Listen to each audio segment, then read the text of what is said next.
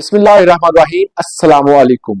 पाकिस्तान में 60 से 70% लोग जो है वो किराए के घरों में रहते हैं, किरायानामा एग्रीमेंट करते हैं और उसके बाद वो अपना कारोबार शुरू करते हैं या वहां पर रहाइश पजीर हो जाते हैं। इस हवाले से बहुत सारे इश्यूज जो है वो, क्योंकि हमारा वोकला कम्युनिटी में ऐसे केसेस आते हैं हमारे बार में, और ऐसे लोगों को देखा है जिनका बहुत ज्यादा नुकसान होता है। किराएदार घर नहीं छोड़ रहा और जो मालिक मकान है वो अदालतों में खज्जल खवार होते नजर आते हैं। जब भी किरायानामा आप लिखें, उस हवाले से आप एग्रीमेंट इस तरह लिखें कि आपको अदालत में अगर आप जाएं तो आपका टाइम पैसा बर्बाद ना हो और आप फौरी तौर पर अपना मकान खाली करवा लें। मगर एग्रीमेंट करते हुए हम दोस्तियां, रिश्तेदारियां और अपना जो दूसरे लोगों के साथ ताल्लुक है उसको बड़ा मजबूत समझते हैं। मगर जहां पर पैसे की बारी आती है वहां पर बहुत सारे लोग जो हैं वो मुनहरफ हो जाते हैं। वो कहते हैं जी हमारा जो है वो ताल्लुक इस बुनियाद पर नहीं था, हम आपको किराया नहीं देंगे या हम फला बंदे के जिम्मेदार नहीं है। इस तरह के केसेस बड़े अदालतों में हमने देखे हैं। जो बंदे बड़े ज्यादा जिनके दरमियान दोस्ताना होता है वो पैसों के मामले में आकर अदालतों का रुख कर लेते हैं। तो किरायानामा बेसिकली हमारा जो आज का पॉइंट है कि किरायानामा लिखा किस तरह जाए कि कोई बंदा अगर अदालत में भी जाए तो फिर भी अदालत ये हुक्म सादर करे कि इस बंदे को फौरी तौर पर जो है वो घर खाली करके मालिक मकान के हवाले करे। इसके लिए एग्रीमेंट में जो गलतियां हम करते हैं, अगर ये गलतियां आप भी करेंगे तो मकान खाली नहीं होगा। किरायादार जो है उस पर कब्जा जमा कर बैठ जाएगा और कई कई 1.5 साल 2 साल लोगों को रुलते हुए देखा है तो वो ऐसी गलतियां करते हैं। तो सबसे पहली जो गलती है हमेशा जो बंदा करता है, जो मालिक मकान होता है, पहली बात वो कहता है जी मेरे पास टाइम नहीं है, आप जाकर स्टैम्प पेपर निकलवा लें।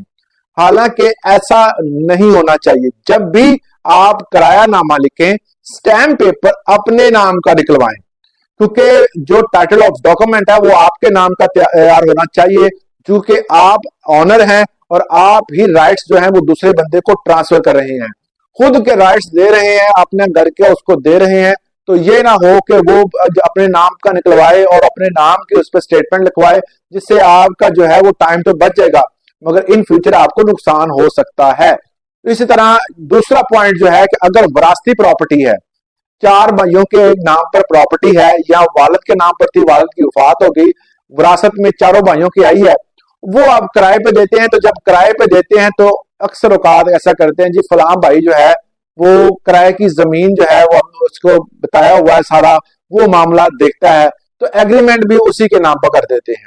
जिससे नुकसान ये होता है कि अगर ये मामला अदालत में जाता है तो अदालत ये देखती है कि इस बंदे का जो इस जमीन का जो मालिक है वो कौन है। तो वो बंदा कहता है जी ये तो मालिक ही नहीं है। तो फिर इस बात को साबित करने के लिए बताया जाता है जी मालिक जो है वो 3 भाई हैं, तो तीनों के दरमियान क्या एग्रीमेंट हुआ था? वो कहते जी नहीं हुआ था, 2 के दरमियान एग्रीमेंट नहीं हुआ, अकेला जो है ये तो मालिक ही नहीं है। जब इस तरह की सूरत हाल होती है तो अदालत जो होती है वो पाबंद होती है, तो वो इस चीज पर स्टे दे देती है कि इसको घर से ना निकाला जाए। फिर इन फ्यूचर जो है वो केस चलता है और वो बंदा ये चीज साबित करने पे होता है कि हम इसके मालिक हैं। दूसरा यह है कि अगर वो किरायानामा उसके दरमियान तय हो जाए कि अदालत कह देती है अक्सर औकात कि किराया आप दें, और वो अक्सर औकात जो है वो अदालत के कहने पे भी किराया नहीं देता, किसी महीने दे दिया किसी महीने ना दिया।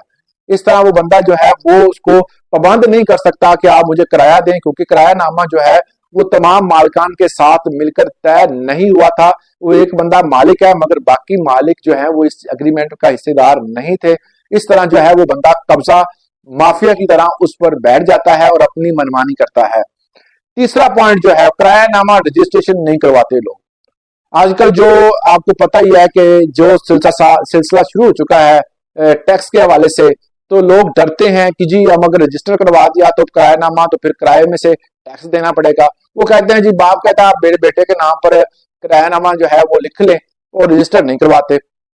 जिससे मामला ये होता है कि अगर वो बंदा किसी वजह से आपका मकान खाली नहीं करता या उस पर कब्जा कर लेता है या आपके मकान को डैमेज करता है, तो आप अदालत का जब रुख करते हैं तो वहां पर आप ये चीज साबित नहीं कर सकते कि आपका एग्रीमेंट जो है वो असल मालिक के साथ हुआ है। अदालतों में हमने ऐसे केस बहुत रुलते देखे हैं कि मालिक कहता है जी मैं मालिक हूं, मेरा मकान खाली नहीं कर रहा, एग्रीमेंट किसका हुआ है? बेटे के नाम पर हुआ, वो तो मालिक ही नहीं है।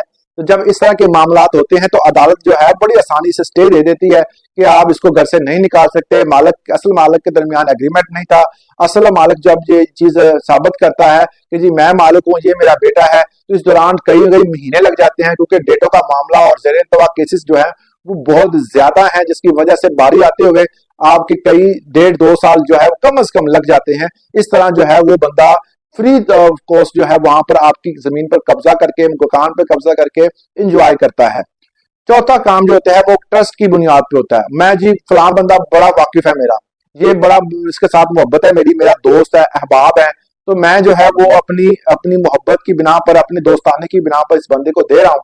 वो ट्रस्ट की बिना पर वो दे देता है, एक एतबार के नाम पर, मगर वो एतबार जो होता है वो चंद माह के बाद जो है वो खत्म हो जाता है। फिर आप अदालतों में रुलते हैं, फिर अदालत में भी आपकी सुनवाई नहीं होती, क्योंकि ना आपने एग्रीमेंट किया होता है, ना आपने उनके साथ कोई मुआहदा किया होता है। तो इस सूरत में आपको नुकसान होता है। जब अदालतों में आपका इस तरह का केस जाता है तो अदालत कहती है कि आपने एग्रीमेंट क्यों नहीं किया।